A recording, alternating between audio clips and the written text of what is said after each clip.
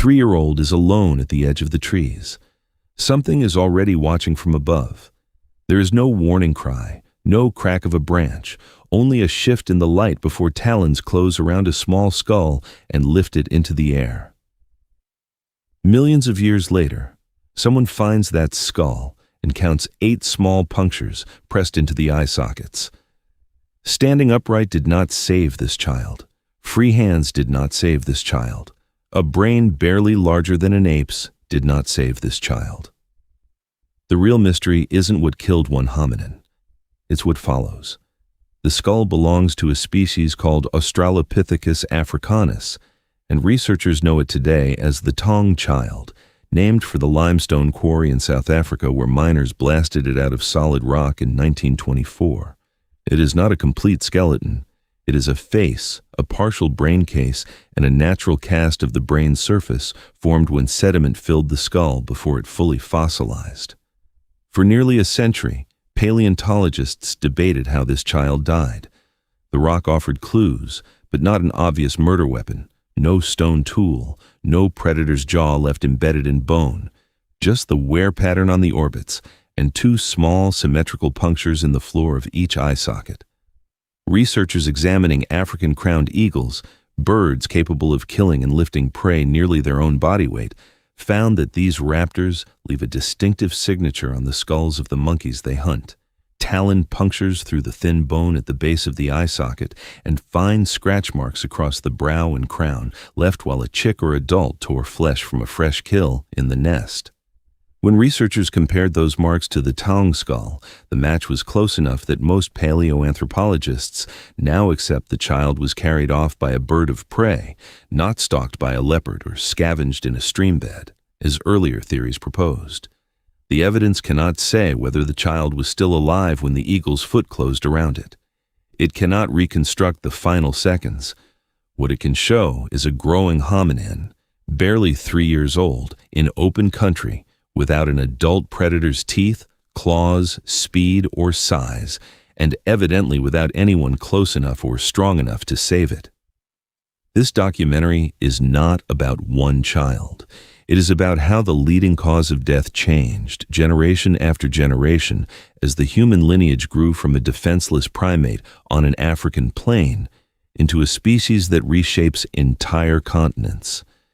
Every stage in that story has its own killer, and every solution to one killer created the conditions for the next. Understanding one requires understanding what came before it, and that means starting not with a human, or even close to one, but with something barely bigger than a modern 4-year-old, and just as helpless. The Taung child lived sometime between 2 and 3 million years ago, in a period when Africa's climate was pulling itself apart. Ocean cooling in the high latitudes was drying out the tropics. Continuous rainforest, the kind that had sheltered primates in unbroken canopy for millions of years, was breaking into islands of woodland separated by open grassland and scrub. This was not a single event. It was a slow redrawing of the map, played out over hundreds of thousands of years, driven by shifting ocean currents and changing rainfall patterns linked to the growth of ice at the poles. For a tree-dependent primate, this fragmentation was catastrophic in slow motion. The canopy had offered nearly everything: food within reach, sleeping platforms above the ground, and, critically, a barrier between a small body and the mouths and talons of everything hunting below and above. Australopithecus africanus answered that fragmentation with a compromise, not a solution. Its pelvis and lower spine had reorganized for walking upright on 2 legs, a posture efficient for covering the widening gaps between patches of trees. But its shoulders remained angled for climbing, its fingers still slightly curved, built to grip branches, not just tools. This was a body still hedging its bets, capable of crossing open ground, but not built to fight, outrun, or physically overpower anything that lived there. Standing upright freed the hands. It did nothing to grow claws, speed, or the size that predators respect. That compromise is what put a 3-year-old within reach of a crowned eagle in the first place. In dense, unbroken forest, A hunting bird that size struggles to maneuver between trunks and vines. In fragmented, semi-open woodland, exactly the mosaic Australopithecus was adapted to cross. A wide-winged predator gets a clear line of sight and a clear line of attack. The same landscape that forced hominins to walk further between food patches also opened a hunting lane directly overhead. Growing up bipedal did not remove one danger. It traded a fully arboreal predators list for a partly terrestrial one, a shift that would matter more, not less, in every chapter of hominin history that followed. None of this makes Australopithecus a failed experiment. The lineage survived in some form for well over 1 million years after Taung, adapting, branching, and eventually producing populations that would outsurvive stronger, larger-brained relatives. But survival never meant escaping death.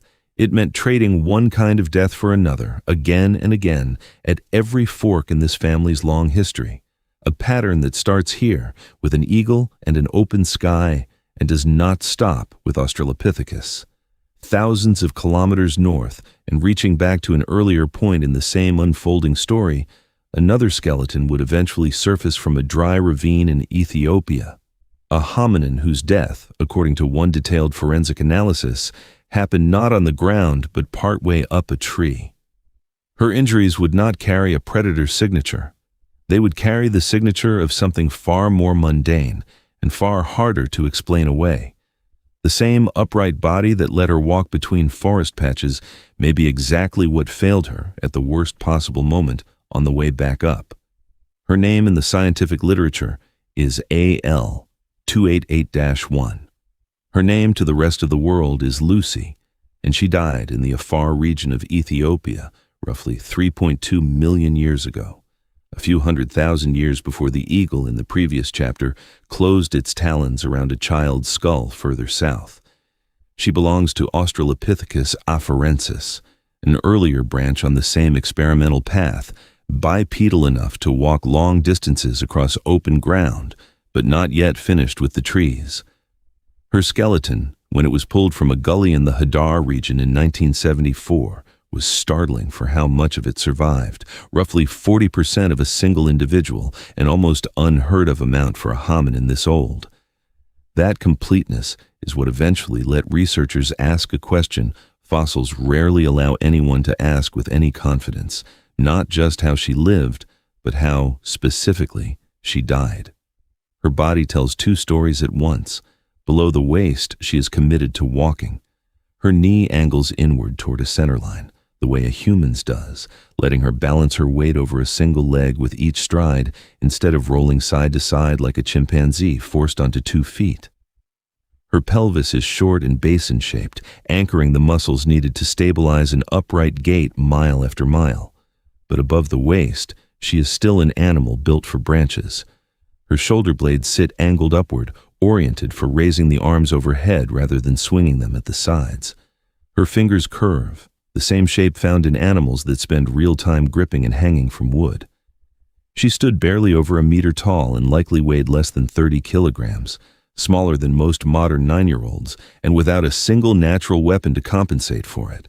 No claws, no fangs built for anything but chewing plants, speed that would lose a foot race to almost anything actively hunting her. For an animal with that profile, the ground after dark was not neutral space. Large cats and hyenids moved through the same landscape, and a creature this size, this slow, and this poorly armed had one dependable answer available every single night: get off the ground. Trees offered what open woodland could not: height, obstruction, a barrier between her body and a predator's jaw. This is not speculation built from nothing. It is the same logic that shapes sleeping behavior in living primates of comparable size today. And it lines up with the mosaic anatomy sitting in her own skeleton, half built for the ground, half still built for climbing. That mosaic is also, according to one of the more detailed forensic examinations ever performed on a fossil this old, what may have killed her. In 2016, a research team led by paleoanthropologist John Kappelman ran Lucy's skeleton through high-resolution CT scanning, generating thousands of digital cross-sections through bones that had never been examined at that resolution before. What they found in her right humerus was a fracture pattern with a specific signature, a compressive break with bone fragments driven inward in a way clinical trauma literature associates with a very particular event, an arm, fully extended, slamming into a hard surface at speed. It is the pattern surgeons still see today in patients who fall from significant height and instinctively throw an arm out to catch themselves. Similar compression fractures appeared in her other limbs, her ribs, her pelvis, an injury pattern distributed across her skeleton in a way that a single localized accident, like a twisted ankle or a fall from standing height, would not produce. The team's conclusion, Lucy likely fell from a considerable height, plausibly out of a tall tree, sustaining injuries severe enough to be fatal within a short time, possibly through internal bleeding or organ trauma the bones themselves cannot record. It is a compelling answer, and it is not an uncontested one. Several researchers, including specialists in bone taphonomy, the study of how bones break down and deform after death, pushed back hard. Fossilization itself applies enormous pressure. As sediment buries a skeleton and compacts over hundreds of thousands of years, bone can fracture in patterns that look strikingly similar to fresh trauma, especially in bones that are already porous or weakened. Critics pointed out that comparable breaks appear on other Hadar fossils from individuals whose cause of death is entirely unknown, breaks nobody attributes to falling. If compression fractures like these can form long after death from the sheer weight of the earth above them, then the humerus that looked like a smoking gun might just be geology. Neither side can fully close the case, and that unresolved tension is, on its own, informative. Established evidence, a distinctive compressive fracture pattern runs through Lucy's skeleton. Supported interpretation, that pattern is consistent with a high fall. Debated hypothesis, whether it reflects the moment of her death or 3 million years of stone pressing down on old bone. What isn't in dispute is the anatomy that makes either version plausible in the first place. A body pulled in two directions at once, walking like a biped, sleeping and possibly dying like something still tethered to the canopy. If a fall did kill her, it exposes a brutal irony sitting at the center of early hominin survival. The same trees that kept Australopithecus alive through the night were exactly tall enough and exactly unforgiving enough to kill outright if a hand slipped or a branch gave way. Predation from the ground could be escaped by climbing. Falling could not be escaped by anything at all, not speed, not group size, not vigilance. It was a risk built directly into the one behavior keeping every other risk at bay. That contradiction would not resolve itself by getting better at climbing. It would resolve generations later by abandoning the trade-off altogether, by another hominin lineage choosing to spend its nights and days almost entirely on the ground, trading the danger of falling for a new and far stranger danger, walking directly toward the one thing every other animal on the savannah was taught to avoid, a carcass, and the teeth still waiting beside it. The trees Lucy's kind depended on, and may have died falling from, could not follow the widening gaps between forest patches forever. By roughly 2.5 million years ago in eastern Africa, in what is now Ethiopia's Afar region, those gaps had become the dominant landscape. Grassland stretched further than any earlier hominin had needed to walk in a single day. And on that grassland lay something Australopithecus rarely touched, and something the next branch of the family tree could not survive without, the carcass of a large animal, already dead, already surrounded. A carcass on open ground in this period was not an abandoned resource waiting to be claimed.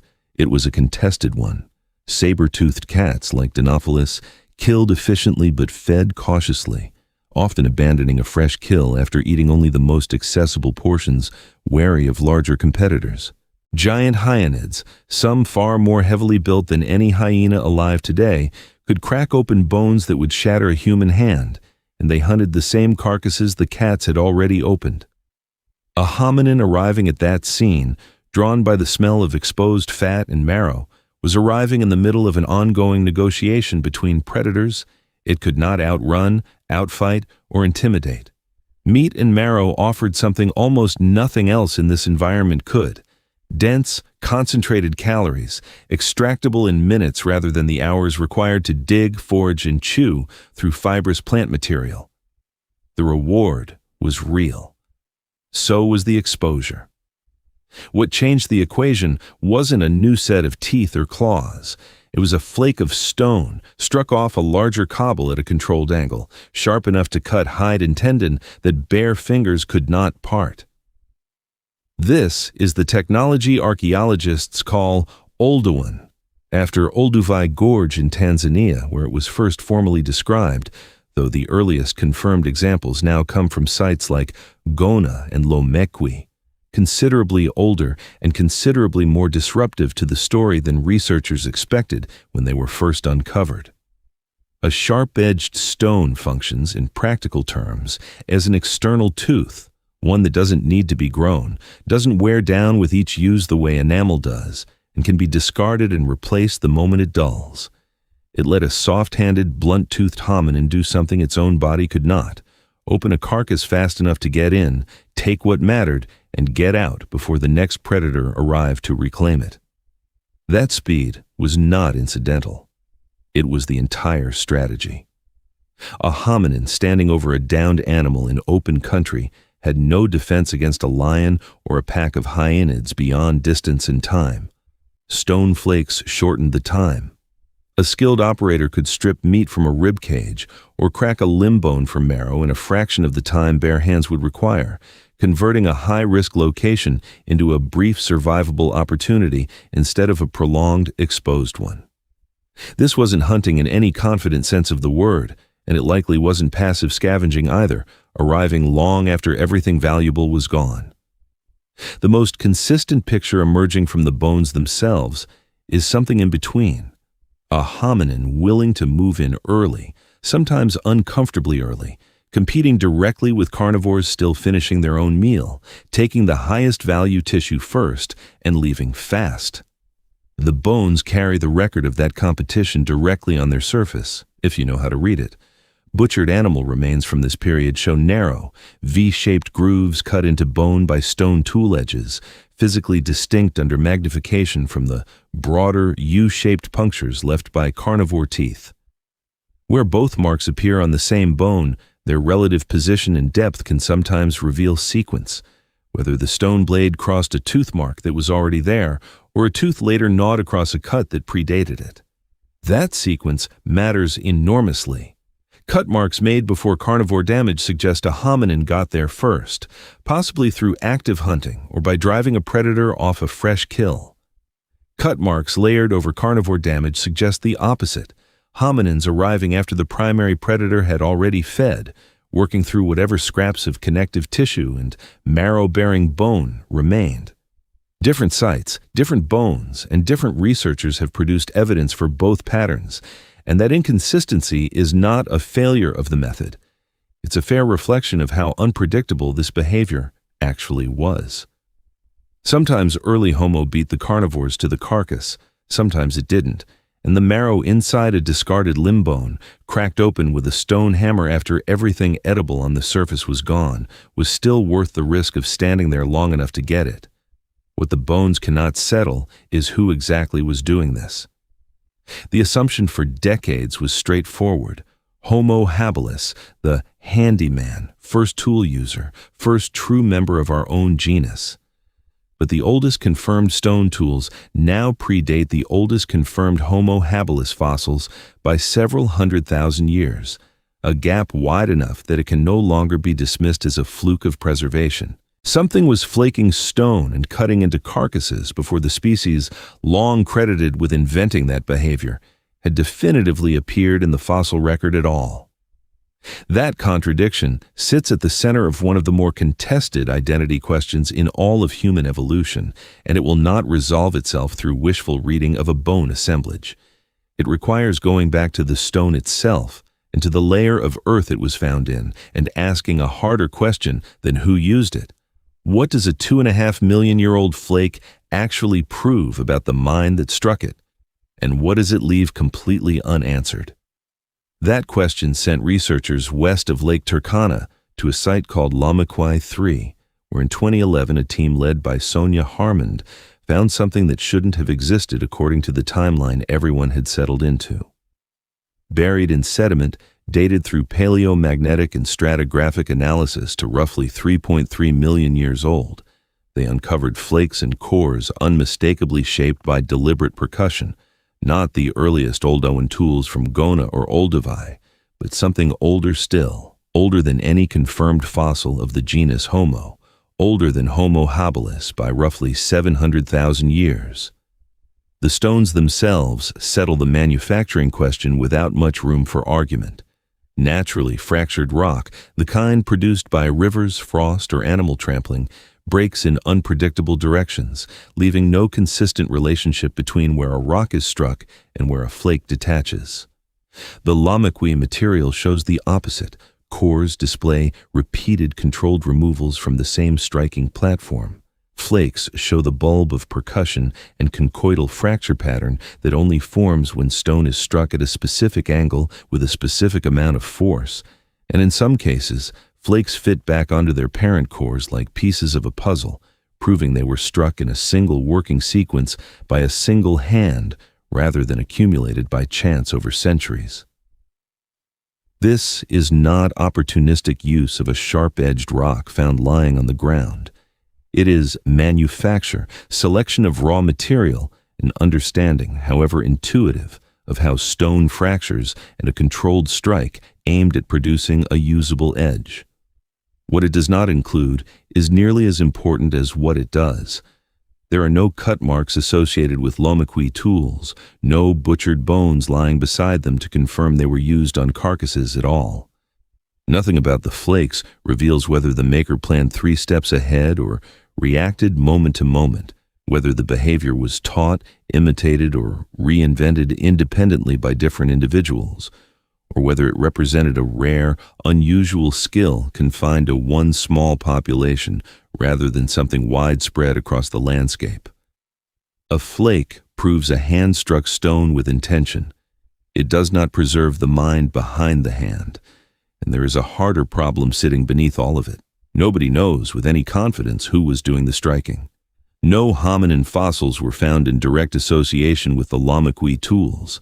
The best candidate based on regional dating and geography is Kenyanthropus platyops, a flat-faced hominin known from a partial skull found nearby and roughly contemporary in age.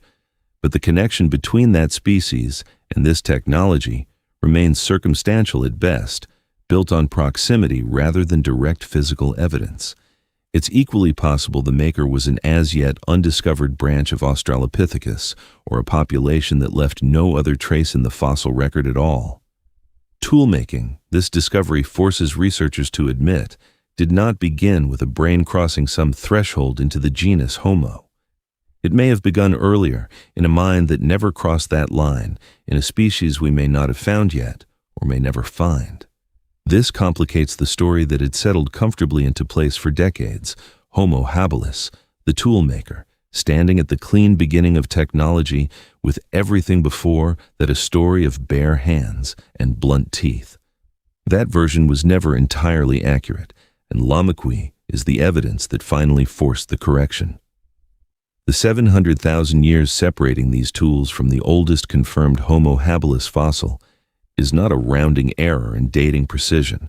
It's long enough to represent an entire separate chapter of tool-making behavior, practiced, apparently, by something else first. None of this erases what Homo habilis represents when its fossils do eventually appear in the record, alongside a far denser concentration of stone tools than Lomekwi ever produced, and alongside cut-marked bone that directly ties toolmaking to carcass access in a way the earlier site cannot.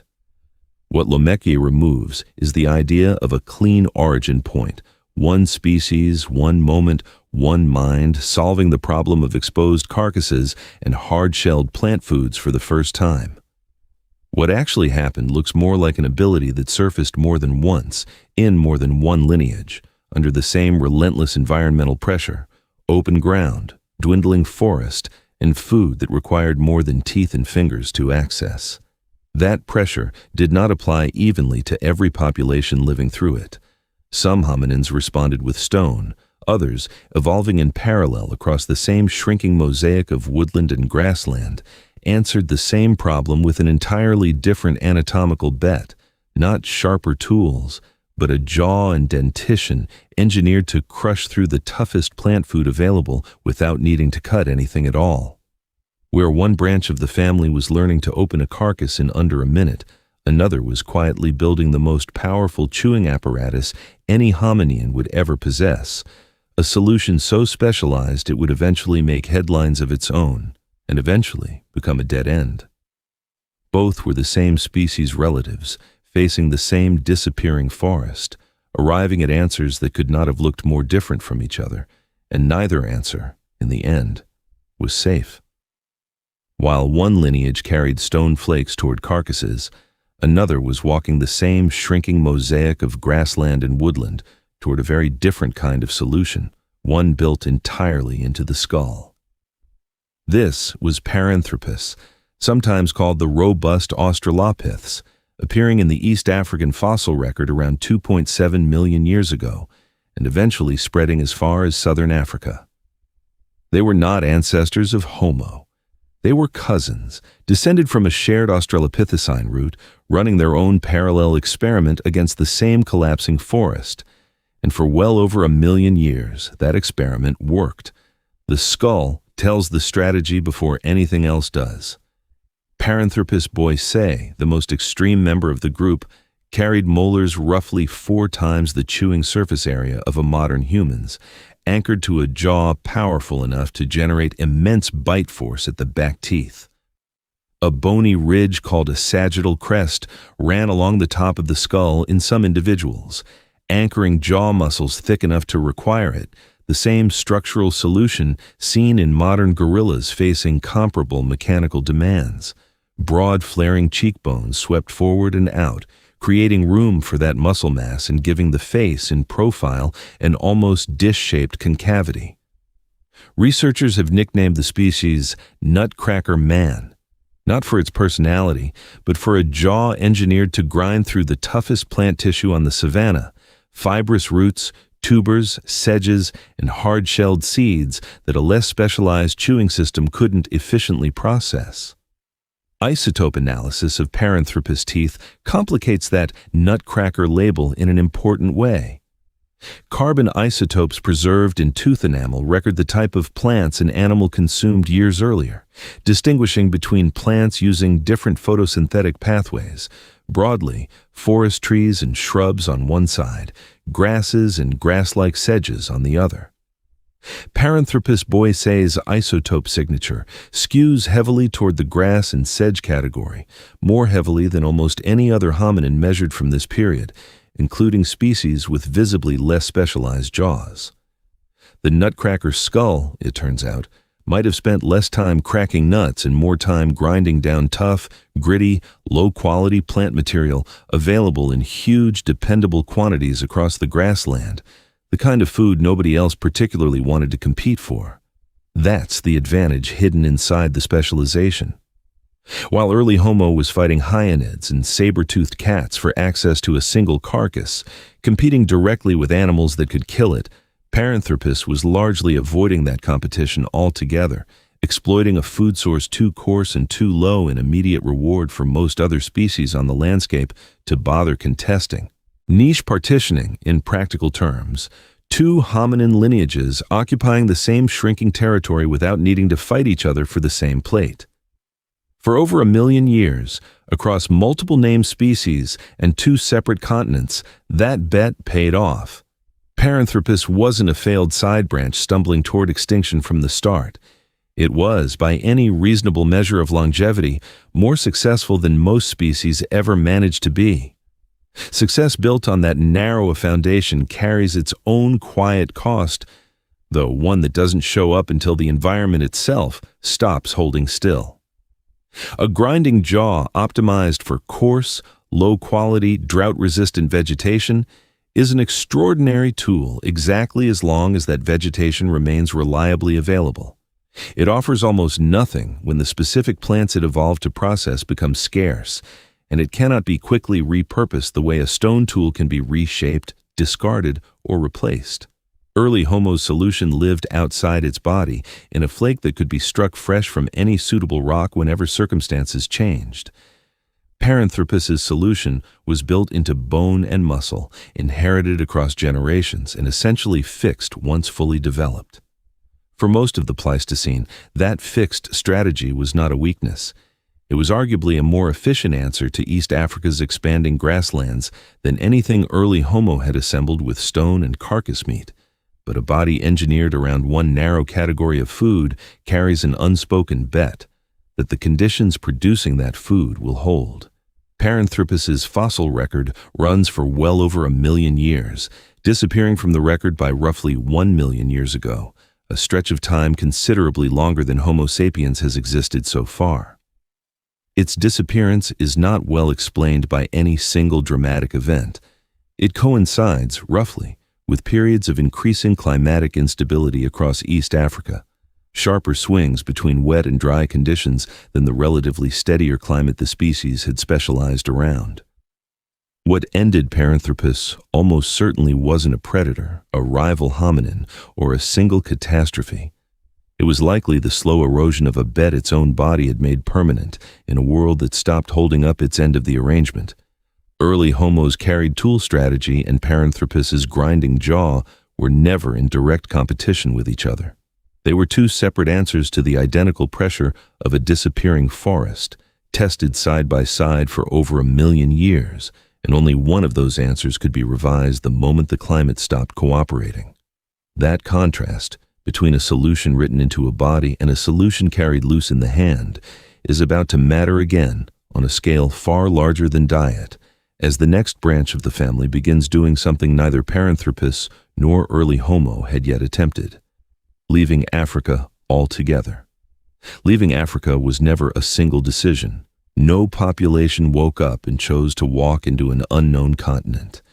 It happened the way most consequential things in this story happen, gradually, as an existing advantage stretched a little further each generation, until one day a hominin found itself somewhere its ancestors had never been, without quite intending to arrive there.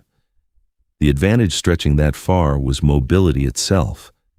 By roughly 1.9 million years ago, a new form had emerged in East Africa, taller and leaner than anything that came before it, with legs proportioned closer to a modern human's than an Australopithecines, long, efficient, built for covering distance rather than climbing.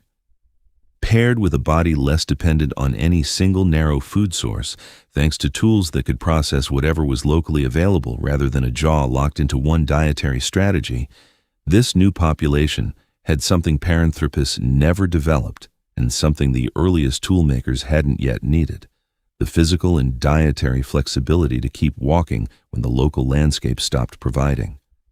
Grassland corridors linking Northeast Africa to Southwest Asia had opened and closed repeatedly as climate shifted over hundreds of thousands of years, following prey animals, seasonal water, and vegetation across a landscape that occasionally made the boundary between continents functionally meaningless.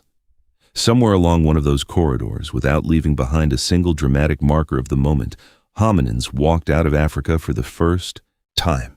The clearest evidence of how far and how early comes from a hilltop fortress town in the Caucasus Mountains of the Republic of Georgia, at a site called Dmanisi. Buried beneath the medieval ruins in volcanic ash layers dated to approximately 1.8 million years ago, excavators uncovered 5 skulls belonging to early Homo, along with limb bones, stone tools, and the butchered remains of animals hunted or scavenged nearby. This is, currently, the oldest confirmed evidence of hominins living outside Africa. And what makes it startling isn't simply the location, it's what the skulls themselves reveal. The Dmanisi individuals had small brains, some barely exceeding 550 cubic centimeters, well below the range typically associated with the classic image of Homo erectus striding confidently across continents. Their toolkit was simple, closer to the older Oldowan tradition than to the more standardized hand axes that later populations would carry across 3 continents. This dismantles a comfortable assumption that had lingered for decades, that leaving Africa required a bigger brain, more sophisticated technology, or some cognitive leap forward. It required neither. It required legs built for distance, a diet flexible enough to exploit whatever the next valley offered, and enough time. One skull from the site, catalogued as D3444, tells a story more specific than migration distance. By the time this individual died, every tooth in the jaw except one had been lost years before death, the sockets fully healed and resorbed back into smooth bone. Losing that much dentition normally amounts to a death sentence for an animal dependent on chewing tough, fibrous, or gritty food to survive. Teeth are not optional equipment on the Pleistocene landscape. Yet this individual lived on for what researchers estimate to be a considerable stretch of time afterward, long enough for the bone to remodel completely. The most plausible explanation on the table isn't miraculous personal resilience, it's help. Food pre-processed by others, pounded, softened, perhaps pre-chewed, extending the practical life of an individual who could no longer independently process what the landscape offered. That single skull cannot prove structured teaching, language, or deliberate compassion in any modern sense. It cannot reconstruct the exact behavior of the individuals around this person or confirm intention behind their actions. What it can support, at the level the evidence actually allows, is that survival in this population sometimes depended on more than one body's own capabilities. Somebody, or some group, tolerated a member who could no longer independently gather or chew food for long enough that the bone had time to heal completely. Tool use had already demonstrated that survival could be outsourced beyond the body, carried in a sharpened stone rather than grown in bone. Dmanisi suggests survival could be outsourced through other individuals too, an early, unglamorous version of a pattern that would only deepen as hominins spread further into landscapes that punished isolation. That spread came at a cost the Dmanisi skeletons themselves hint at, if not directly document. Every step outward from East Africa meant entering terrain with no ancestral memory attached to it, no inherited generation-deep familiarity with which plants were toxic, which water sources dried up seasonally, which predators hunted at dusk instead of dawn. In Africa, hominins had spent millions of years alongside lions, hyenids, and leopards, accumulating whatever behavioral knowledge helped a small, unarmored primate avoid becoming prey. Outside Africa, that accumulated familiarity meant nothing. New predators operated on unfamiliar patterns. New climates demanded thermoregulation strategies nobody's biology had been tuned for across evolutionary time. And the populations making these journeys were almost certainly small, a handful of individuals, or a few dozen at most, walking into unmapped country with no larger population back home to replenish losses if disease, starvation, or predation thinned their numbers past recovery. Mobility had solved the problem of a shrinking, unpredictable African landscape. It solved it so effectively that it carried hominins straight into every version of that same problem, repeated on unfamiliar ground without the accumulated local knowledge that had kept earlier generations alive. The tools that got them there, stone flakes, cooperative food sharing, a body built for walking rather than climbing, were about to be tested against something East African savanna had never fully demanded: prey animals too large and too dangerous to approach the way a carcass on open ground could be approached. Getting close enough to kill something that size, rather than simply arriving after it was already dead, would require a different kind of risk entirely, one that leaves its evidence not in cut marks on someone else's bones, but in fractures on the hunter's own. That different kind of risk shows up most vividly a little over 100,000 years later, in the skeletons of a population that had already been living across Europe and Western Asia for hundreds of thousands of years by the time modern humans arrived to share the same landscape, the Neanderthals. They were not primitive stand-ins for later humans waiting to be replaced. They were a fully separate, successful branch of the genus Homo, built by natural selection for a specific world, cold, resource-patchy Ice Age Eurasia, dominated by large, dangerous herbivores that didn't die easily. Neanderthal anatomy reflects that world directly. Their bodies were shorter and considerably more heavily muscled than a typical modern human's, with a barrel-shaped rib cage and thick, robust limb bones built to withstand repeated physical strain. Their weapon technology, at least for most of their existence, consisted primarily of heavy, hand-thrust spears, rather than the lighter, throwable projectiles that would become common later. That single detail changes everything about what a hunt actually required. A thrown spear lets a hunter kill from a distance, absorbing none of the prey's final desperate resistance directly. A thrust spear does not. It requires closing the gap on an animal that can weigh several times what a hunter weighs, one still very much alive, and driving a wooden point into it at close enough range that the hunter's own body sits well within reach of horns, hooves, and thrashing muscle. In 1995, paleoanthropologists Thomas Berger and Eric Trinkhaus set out to test what that hunting style should look like on a skeleton, if it was really happening the way the archaeology implied. They compiled trauma data from a sample of Neanderthal skeletons, sorting injuries by anatomical region, then compared the resulting pattern against two very different modern data sets. Hospital trauma records from 20th century clinical injury studies and injury statistics from professional rodeo athletes. The comparison to ordinary clinical trauma failed almost immediately. The Neanderthal pattern didn't resemble typical accidental injury in a modern population at all. But the comparison to rodeo athletes was strikingly close. Both groups showed a heavy concentration of injuries to the head, neck, and upper body, and comparatively few injuries to the lower limbs and pelvis, an unusual distribution that neither everyday accidents nor most modern occupational hazards reliably produce. Berger and Trinkhaus proposed a direct explanation. Neanderthals were sustaining these injuries the same way rodeo athletes do, through violent close-range physical contact with large animals fighting back. Ambush hunting at spear's length from a species that had no better alternative. The idea was compelling enough and specific enough that it moved well beyond academic circles and became one of the more widely repeated facts about Neanderthal life. Proof, seemingly, that surviving in Ice Age Eurasia meant living close enough to violence that it left a signature on the skeleton itself, encounter after encounter, for an entire population across multiple generations. Then, the pattern started showing up somewhere it wasn't supposed to. As more skeletal data accumulated from anatomically modern humans living in the same period in the same general region, the Upper Paleolithic populations who eventually replaced the Neanderthals across Europe, researchers began running the same trauma analysis on them.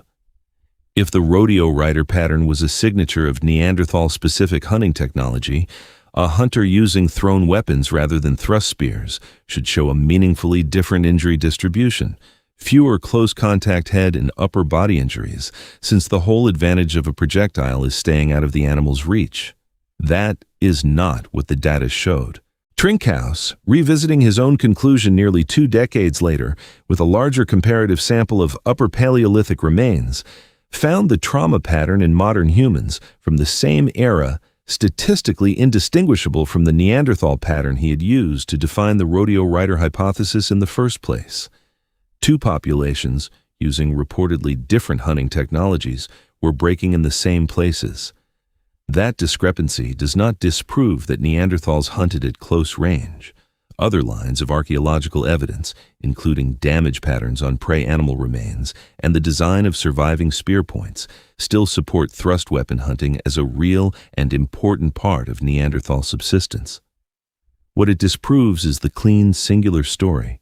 that this specific injury pattern is a unique fingerprint left only by that specific hunting style, in only that specific species. If modern humans using different weapons in the same environment show the same injuries, something else has to be contributing to the pattern, something shared across both populations rather than unique to one. Trinkus himself, revisiting the hypothesis he had co-authored, stated plainly that the original explanation needed to be, in his words, qualified if not simply retracted. The alternatives on the table now are neither singular nor fully resolved. Some researchers point to general physical hazards of a mobile, outdoor Ice Age existence shared by both populations. Falls on uneven, often icy or rocky terrain, injuries sustained while sheltering in caves prone to rockfall, or simply the ordinary physical cost of a life spent almost entirely outside, without padded shoes, structured shelter, or modern medicine. Others have raised a harder possibility that some portion of this trauma, in both Neanderthals and the modern humans living alongside them, came not from animals at all, but from each other. Interpersonal violence, direct or in the form of raids and ambushes between competing bands, produces exactly the kind of close-range head and upper body injury this data keeps showing, regardless of which species or which weapon technology a given band favored. No version of this story is settled, and every honest account of it has to admit that. What began as one of paleoanthropology's cleanest, most quotable explanations, a species that hunted dangerously and paid for it in broken bone, has become something messier and, in its own way, more revealing. Two closely related human populations, sharing a violent landscape, showing the same wounds, for reasons science still cannot fully separate from each other.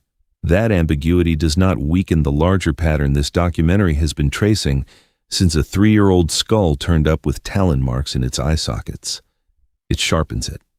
Whatever tools, whatever weapons, whatever cooperative strategies a hominin population developed, injury and death did not disappear. They simply changed shape, changed source, and in this case, refused to say clearly whether the wound came from an animal or from another human being standing close enough to leave one.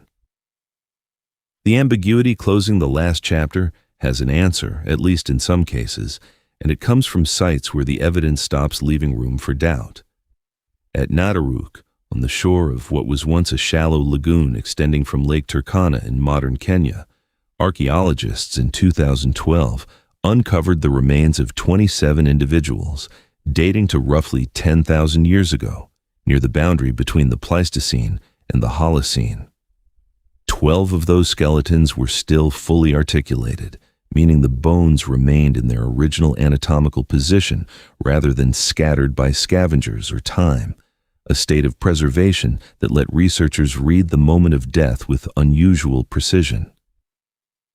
10 of those 12 showed direct evidence of fatal violence. One skull carried the marks of at least 2 blows from a blunt weapon.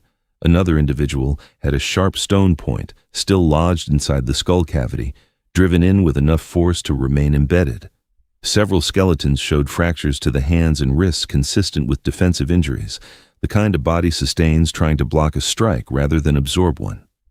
The bodies had fallen at the lagoon's edge, and some had sunk partly into the mud, which is precisely what preserved them so completely.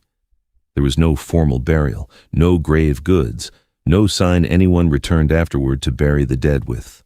Kari? This looks, as closely as 10,000-year-old evidence can show, like a group of people killed together in a single violent encounter and left where they fell. Nataruk is not an isolated find.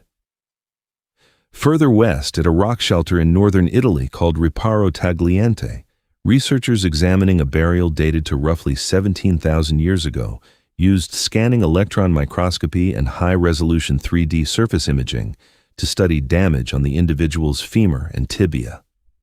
What they found were projectile impact marks, the specific microscopic signature left when a stone-tipped point strikes bone at speed, distinct from the marks left by butchery, animal scavenging, or accidental damage during burial.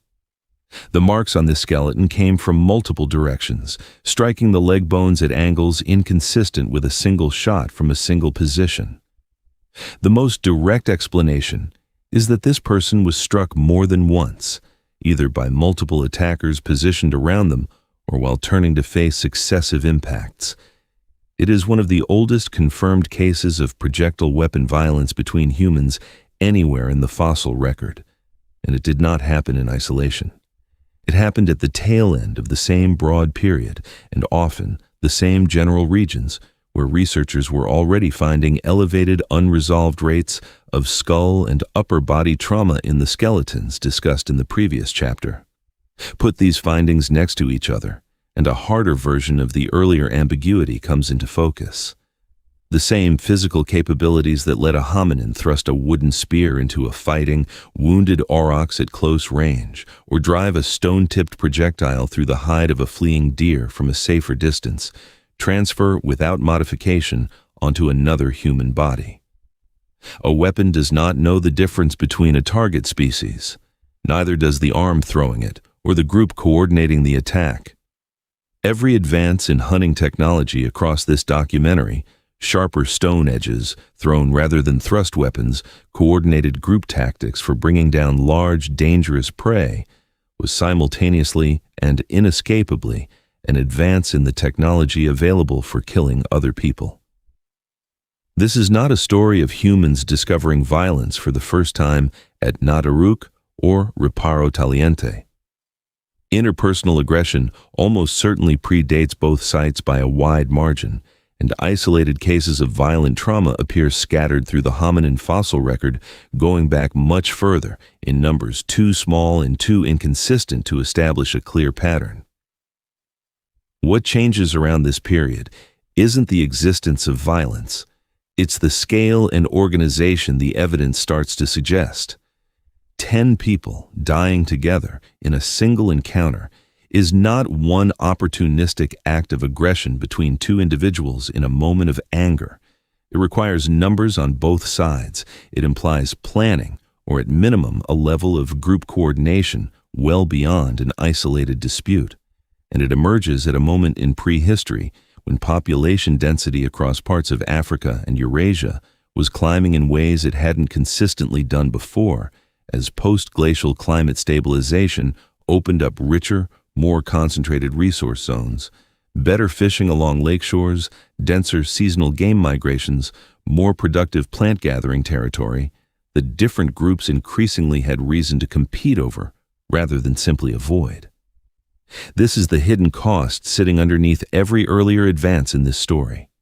Stone tools solved the problem of a soft-toothed, clawless primate needing to open a carcass before a hyenid arrived. Group cooperation solved the problem of an individual too injured or too old to independently gather food.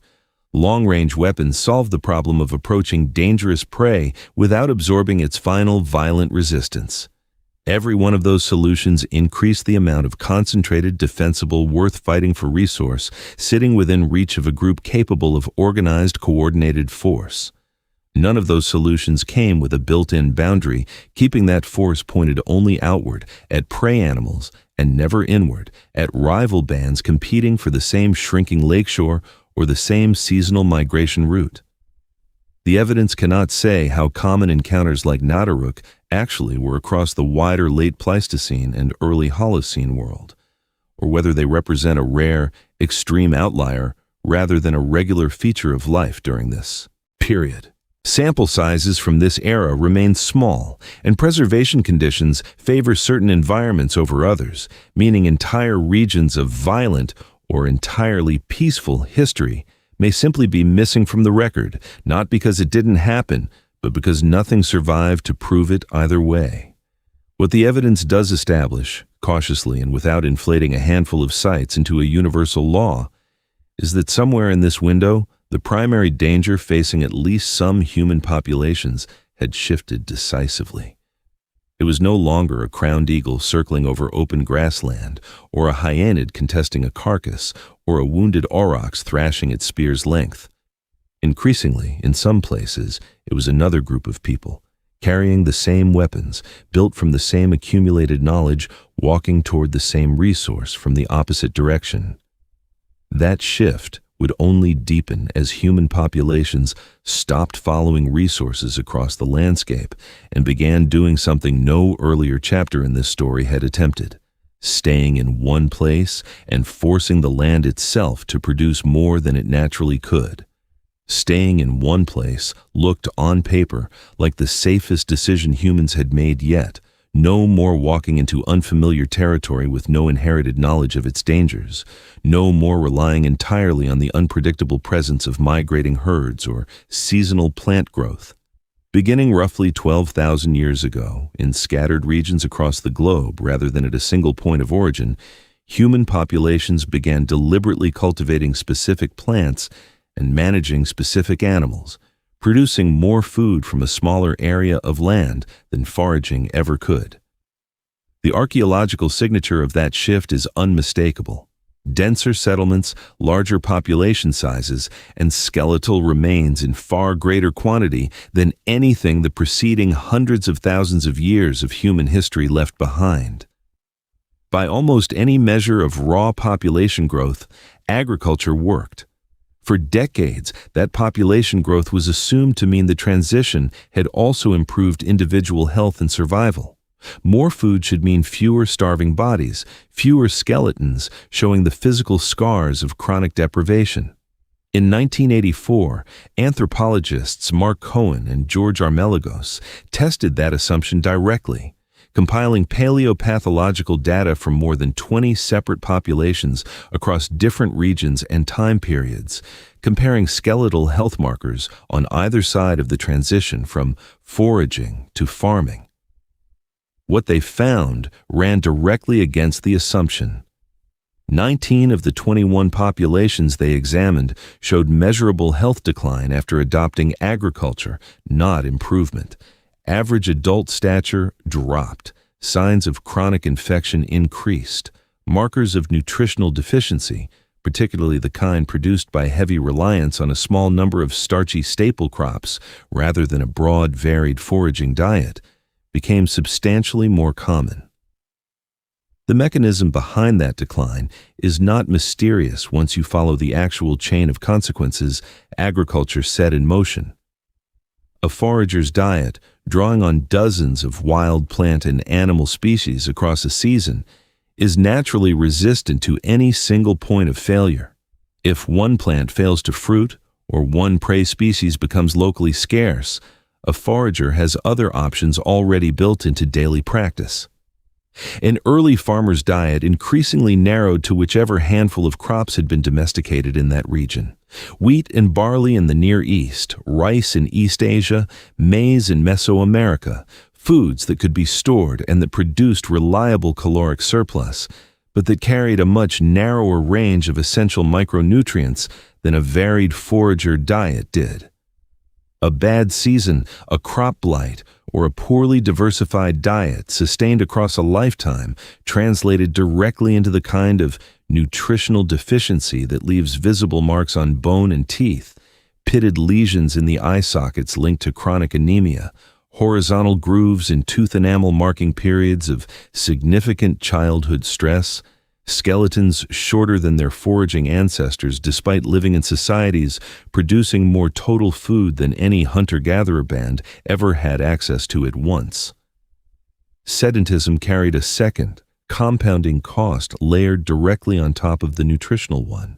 Permanent settlements meant permanent contact with human and animal waste accumulating in one place, permanent proximity to domesticated animals whose own diseases could cross into human populations for the first time, and population densities high enough for the first time in human history to sustain infections that require a large concentrated host population to survive and spread at all.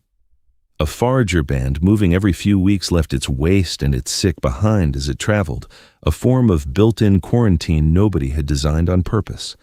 A farming village occupying the same ground for generations offered no such reset, only accumulation. This is not a settled, uncontested conclusion applying uniformly everywhere agriculture took hold and treating it as UN risks the same overreach that undermined the rodeo rider hypothesis 2 chapters earlier. More recent research complicates the picture in important ways. A comprehensive study of health at Çatalhöyük, one of the largest and longest occupied early farming settlements in the world, located in central Turkey, found genuine evidence of increased infection and physical stress over the site's many centuries of continuous occupation, but also documented periods of relative stability and adaptation, not a single uninterrupted collapse. Other researchers, including some who work directly with the Cohen and Armalagos framework, have since argued that the decline was neither universal nor evenly distributed. Regional diet, specific crops, local climate, and the particular sequence in which a population adopted farming, herding, or some mixture of both all shaped outcomes considerably. And treating the Neolithic decline as one single global event flattens a transition that actually unfolded very differently from one region to the next, over very different timescales. What survives contact with all of that legitimate complication is the core mechanism, not the specific numbers.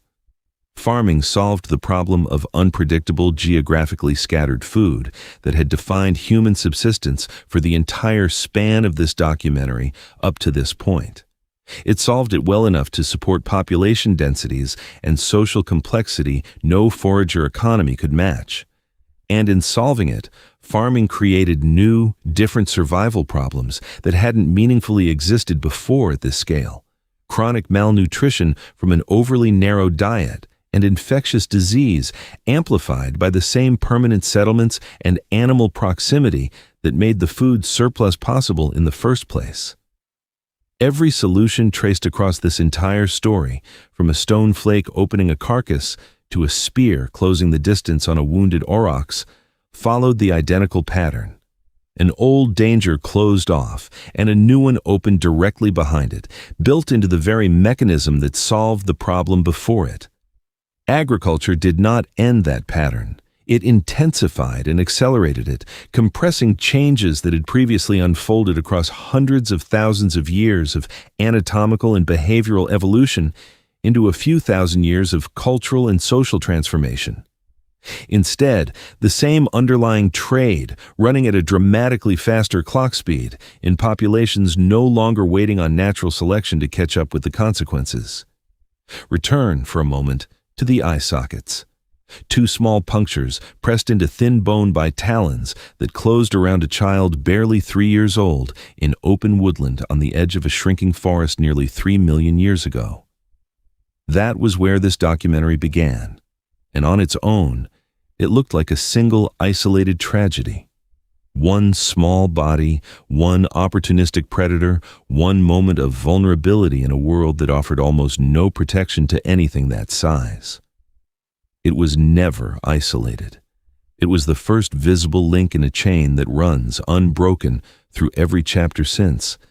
An eagle killed a child who couldn't yet outrun or outclimb a predator built specifically to catch primates her size. Bipedalism, which let her ancestors and descendants cross the widening gaps between shrinking forest patches, may have also killed Lucy, whose body split the difference between ground and canopy so completely that a fall from height could kill her as efficiently as any predator on the ground below. A carcass on open grassland, contested by cats and hyenids too strong to fight directly, killed hominins who arrived too slowly or lingered too long until a sharpened stone flake shortened that exposure just enough to make the risk survivable. Paranthropus avoided that particular danger almost entirely, building an entire skeleton around a food source too coarse for anything else to want, and that specialization sustained the lineage for well over 1 million years, right up until a shifting climate quietly removed the one resource that whole body had been built around. Mobility carried early Homo out of Africa and into unfamiliar predators, unfamiliar climates, and unfamiliar diseases, with no ancestral memory to soften any of it. Thrust spears closed the distance on dangerous prey, and quite possibly left the same signature of violence on the skeleton, whether the wound came from a fighting animal or a rival hunter standing too close. Nataruk and Riparo Tagliente confirm what earlier chapters could only suggest, that every weapon built to kill prey adapted instantly and without modification to killing other people. And agriculture, The safest seeming decision in this entire chain quietly traded starvation and predation for chronic malnutrition and epidemic disease, running the identical trade at a pace evolution itself could no longer keep up with. At no point in that sequence does a single solution simply end the danger. Every adaptation in this documentary, upright posture, a sharpened stone, a hollowed jaw, a longer stride, a longer spear, a planted field, closes off one specific, well-documented way of dying, and in the same motion opens a door to a different one. This is not a story about humanity conquering danger through cleverness. It's a story about danger changing shape every time humanity got clever enough to answer whatever version of it came before. Modern humans did not step outside this chain. They inherited it, running faster than ever. Infectious disease amplified by dense permanent settlement remains one of the leading causes of death worldwide today, a direct descendant of the crowding and animal proximity that Neolithic farmers first introduced into human life 10,000 years ago. Chronic illness linked to caloric abundance and nutritional imbalance, problems that would have been almost inconceivable to a forager whose entire diet depended on unpredictable seasonal availability, now accounts for a larger share of human mortality than violence, predation, or starvation combined. Even organized conflict between groups, first visible in unmistakable form in the mass grave at Nadaruk 10,000 years ago, never disappeared. It scaled upward instead, following the same trajectory as everything else in this story. The tools change, the distances involve change, but the underlying trade, an old danger closed off in exchange for a new one opened, has never once broken. Somewhere in a museum collection sits a small fossilized skull, its eye sockets marked by 2 punctures, a crowned eagle left there nearly 3 million years ago. It has been examined, re-examined, argued over, and used to overturn earlier theories more than once since 1924. What it represents, understood properly, was never a single unlucky death on an ancient African plain. It was the opening move in a pattern that has run continuously through every population, every technology, and every landscape this species has occupied since, one that shows no sign of resolving into any final safe configuration. Every generation since Taung has traded one way of dying for another. The species that eventually reads the science behind that trade has not escaped it. It has simply inherited the next version, still being written, still unfinished, and still, in ways researchers are only beginning to measure, quietly deciding what comes for it next.